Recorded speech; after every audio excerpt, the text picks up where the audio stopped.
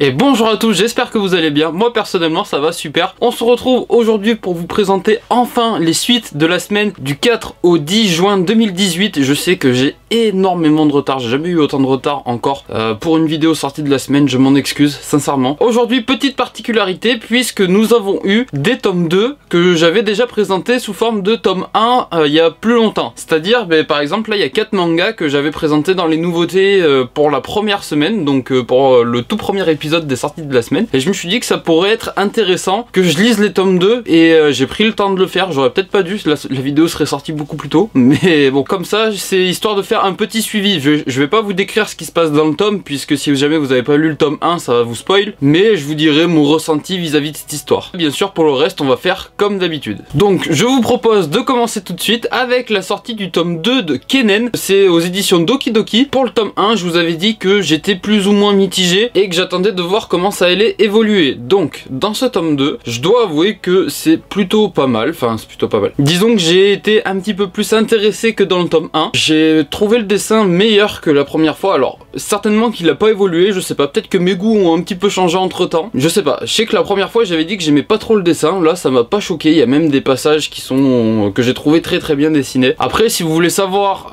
de quoi il en est dans le tome 1, je vous invite à aller voir la toute première vidéo sortie de la semaine. Donc c'était du je sais plus combien au 4 avril je crois, un truc dans le genre. Ensuite aux éditions Pika nous avons la sortie du tome 2 de Waiting for Spring. Je vous avais dit que j'avais étonnamment aimé le tome 1, que c'était la première fois que je lisais du shoujo. Et bien figurez-vous que j'ai adoré le tome 2. Franchement cette série j'hésite à les acheter pour de vrai, pour les garder dans ma collection. J'ai vraiment apprécié. Déjà on sent que il y a un petit peu plus d'humour dans le tome. Enfin l'histoire est bien, franchement moi j'apprécie cette histoire sincèrement, même si je suis pas super shoujo d'habitude. Même le tome 2 est super appréciable. Donc si vous cherchiez un bon shoujo, je vous le conseille. De même que pour Kennen et pour les deux mangas qui vont suivre, si vous voulez savoir ce que je pensais du tome 1 et de quoi retourne l'histoire, allez voir la première vidéo sortie de la semaine. Ensuite, le deuxième shoujo que j'avais pu lire cette semaine là, c'était donc La Courtisane d'Edo, toujours chez Pika. Et une fois de plus, j'ai adoré le tome 2. Agréablement surpris, très agréablement surpris du tome 1. Là c'est plus de la surprise en fait, mais je suis toujours hypé par ce manga, vraiment. Très franchement, à l'heure actuelle, si je devais choisir deux shoujo à acheter pour faire dans ma collection, ce serait Waiting for Spring et La Courtisane d'Edo sans hésiter. Et on finit les tomes 2 que j'ai pu lire avec chez Doki Doki la sortie du tome 2 de Ritin. Et comme pour le tome 1, super satisfait de cette histoire, j'adore. C'est en 3 tomes, hein, donc j'ai hâte d'avoir le tome 3. Globalement, très bon encore une fois, enfin c'est pas non plus le manga du siècle hein, clairement, mais l'histoire est prenante, les dessins sont vraiment jolis. À voir comment va se conclure cette histoire maintenant, mais pour l'instant j'en suis content. Donc disons que dans la continuité c'est plutôt pas mal hein. Les 3 mangas que j'avais vraiment appréciés, je les apprécie toujours autant, donc ça a pas chuté ou quoi que ce soit. Et le manga où j'étais plus ou moins mitigé, donc Kennen, j'en suis plus satisfait que la dernière fois en tout cas. C'est donc tout pour les tomes 2 que j'ai pu lire. On va maintenant passer au résumé comme d'habitude. Et on commence avec les sorties de chez Kana avec le tome 6 de Capitaine Albator Dimension Voyage. Complètement aveugles aux menaces qui pèsent sur eux puisqu'ils vivent dans l'opulence, les terriens sont pourtant en grand danger depuis que des guerriers extraterrestres ayant perdu leur planète prévoient d'envahir la Terre. Donc Capitaine Albator, c'est plus une série qu'on présente hein, maintenant. Toujours chez Kana, on a le tome 3 de Smoking Parade. L'organisation Amenotori est une société qui peut remplacer des membres ou des organes d'un être humain par des pièces mécaniques. Cependant, apparemment l'organisation est mêlée à des crimes abominables. Mirai, une jeune fille qui a reçu 2 prothèses de jambes grâce à cette organisation, va se faire violemment assassiner par un groupe ennemi de Amenotori. Je vous invite fortement à aller lire le résumé sur Manga News étant donné que c'était dur de le résumer justement parce que ça a l'air assez particulier hein. Allez vous faire votre avis. Après sinon, autre info, c'est par les créateurs de Deadman Wonderland et de Eureka 7. Donc si vous avez aimé ces 2 séries, il y a moyen que ça vous plaise. Encore chez Kana, on a la sortie du tome 14 de Seraph of the End. Alors qu'un virus a décimé une partie des humains, les vampires ont pris le pouvoir et vont jusqu'à élever des enfants humains comme du bétail afin de boire leur sang. Pour venger ces ses amis, le jeune Yuichiro va rejoindre un bataillon d'extermination de vampires. Le manga est noté 17,25 sur 20 sur Manga News, donc c'est une très très bonne note. Et pour finir chez Kana, on a eu la sortie du tome 93 de Détective Conan. Au cours d'une enquête, le jeune Shinichi Kudo, alors âgé de 17 ans, va être contraint par des bandits d'avaler une substance qui le transforme en enfant de 6 ans. Il va alors essayer de récupérer son apparence de base. Et le manga est noté 17,16 sur 20, encore une fois chez Manga News. On passe maintenant chez Glénat avec la sortie du tome 6 du Couvent des damnés. Ella est envoyée dans un couvent qui rééduque les filles de sorcières. Certainement après que sa mère ait été condamnée au bûcher par le Saint-Empire romain. Les tortures et les miracles réussiront-ils à éteindre la flamme de la vengeance qui brûle en elle? Chez Doki Doki, on a la sortie du tome 3 de Reload, donc c'est également le dernier tome de la série au passage. Un ancien flic qui a perdu l'envie de vivre va reprendre goût à la vie après sa rencontre avec Makoto, une jeune fille menacée par la pègre puisqu'elle a hérité des secrets de son beau-père véreux. Va-t-il réussir à mettre de côté son instinct bestial afin de la sauver? Réponse dans le manga. Toujours chez Doki Doki, on a la sortie du tome 11 de Servamp. Un jeune lycéen recueille un jour un chat noir sans imaginer qu'il s'agit en réalité d'un vampire servant, donc un servamp. En plus qu'il soit extrêmement feignant, cela va entraîner notre héros au centre d'un conflit inter-vampire. Donc là c'est vraiment le pompon quoi. En plus qu'il serve à rien, il te met dans la merde le type. Et pour finir chez Doki Doki, on a la sortie du tome 3 de Drop Frame. Junosuke et ses 3 camarades se lancent pour défi de réaliser un film pour le festival du lycée à la rentrée. Une étroite relation se tisse entre notre héros et Lou, une jeune fille rencontrée un peu plus tôt et qu'ils ont enrôlée dans le film. Témoin d'un terrible drame, Junosuke se rend compte à son réveil que tout est pourtant normal, comme si rien ne s'était passé, pardon. Dans quel engrenage est-il coincé? On passe maintenant chez Delcourt avec la sortie du tome 12 de la Perfect Edition de Gantz, donc c'est bientôt la fin. Je sais plus combien il y en avait, il me semble que c'était 15 ou 16 ou peut-être 17, mais il en reste plus beaucoup du coup des tomes de Gantz à sortir. 2 lycéens se font écraser par une rame de métro alors qu'ils aidaient un sans-abri. À l'instant où ils meurent, ils se retrouvent dans un appartement avec d'autres personnes dans le même cas qu'eux. Leur mission, éliminer l'homme poireau. Toujours chez Delcourt, on a la sortie du tome 18 de Yamada-kun and the Seven Witches. Yamada, le cancre de la classe, embrasse sans faire exprès la première de la classe, ce qui provoque un échange de corps. Bien qu'ils en profitent pour explorer chacun leur physique et s'entraider, les embrouilles finissent par arriver au fur et à mesure des découvertes toujours plus folles. J'ai feuilleté un petit peu le manga, les graphismes ont l'air vraiment bien, donc pourquoi pas. On finit chez Delcourt avec la sortie du tome 6 de Perfect Crime. C'est l'histoire d'un homme qui est toujours présent sur les scènes de crime qu'il commet, mais qui ne se fait jamais arrêter puisqu'il ne laisse aucune preuve. On l'appelle l'homme au crime parfait. Donc c'est un mec qui est engagé par des personnes qui veulent se débarrasser de d'autres personnes. Il les commet pas de lui-même ces crimes, mais c'est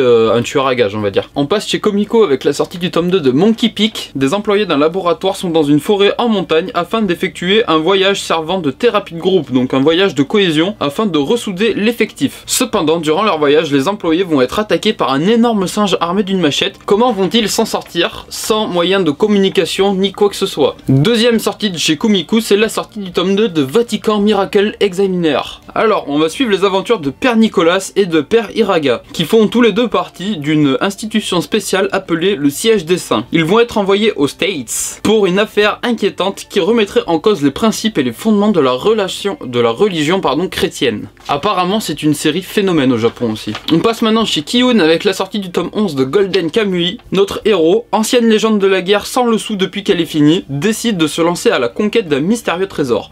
Cependant, pour le trouver, il doit trouver des indices qui sont tatoués sur la peau de criminels évadés. Donc je trouve le concept encore une fois plutôt sympathique. Encore chez Kiyun, on a la sortie de Vigilante My Hero Academia Illegal tome 3. Comme dans My Hero Academia, on va suivre les aventures de héros qui font le bien, ou essayent tout du moins, hein, parce que des fois c'est pas tout à fait ça. Cependant, à la différence de la série principale, là nos héros ne sont pas reconnus comme tels aux yeux de la loi, et exercent leur profession illégalement. Pour le coup, je dois vous avouer que je l'ai lu, enfin j'ai lu que le tome 1 et j'ai bien aimé, mais attention, si vous attendez vraiment un truc aussi bien que My Hero Academia, c'est pas tout à fait le cas. Déjà, c'est pas dessiné par la même personne, donc ça peut peut-être un petit peu vous perturber. Je vais pas trouver ça aussi bien que la série de base, mais néanmoins, c'est quand même un très bon manga. J'ai quand même passé un très bon moment de lecture. On finit les sorties Kiyun avec la sortie du tome 14 de Darwin's Game. Kaname Sudo va se faire mordre au cou par un serpent virtuel après avoir accepté une invitation a priori inoffensive sur son téléphone. Le voilà coincé dans un jeu de survie appelé Darwin's Game. Des combats à mort se livrent dans la ville qui est devenue l'arène de combat. Et je sais que parmi mes abonnés, vous êtes plusieurs à apprécier ce manga, à vraiment bien l'aimer. Et je me dis qu'un survival game en 14 tomes, c'est que l'histoire doit être un petit peu plus construite que d'habitude, donc pourquoi pas. Pour les deux prochains tomes, on passe chez Kazé. Donc le premier c'est Fire Punch tome 6. Le monde est recouvert de glace, ce qui entraîne la famine et le chaos. Des humains tentent de survivre et parmi eux, quelques-uns ont des pouvoirs surnaturels. Annie utilise ce pouvoir pour nourrir les habitants de son village. Cependant, un événement va se passer et massacrer tous ses proches. Sa vengeance commence alors. Et deuxième tome de chez Kazé, la sortie du tome 28 de Haikyuu. Malgré sa petite taille, Shoyo donne tout ce qu'il a pour sa passion qui est le volleyball. Lors de son arrivée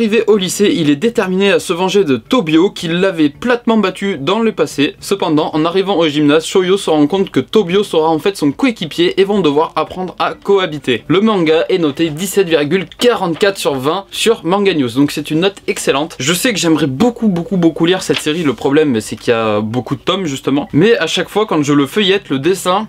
c'est une pépite. Et je sais qu'un de mes meilleurs potes est fan de cette série. Et qu'il avait bien le seum quand j'ai pu récupérer le sifflet Haikyuu. Alors que je n'ai pas les mangas. Et donc jusqu'à la fin des mangas que j'ai à vous présenter, on sera chez Pika. Et on commence avec la sortie du tome 6 de To the Abandoned Sacred Beast. Nancy veut venger la mort de son père, un divin mimétique. Pour cela, elle suit l'étrange Hank et est entraînée dans une chasse aux dieux devenus des monstres. Donc c'est fait par Maybe, c'est celui qui avait fait les Dusk Maiden of Amnesia.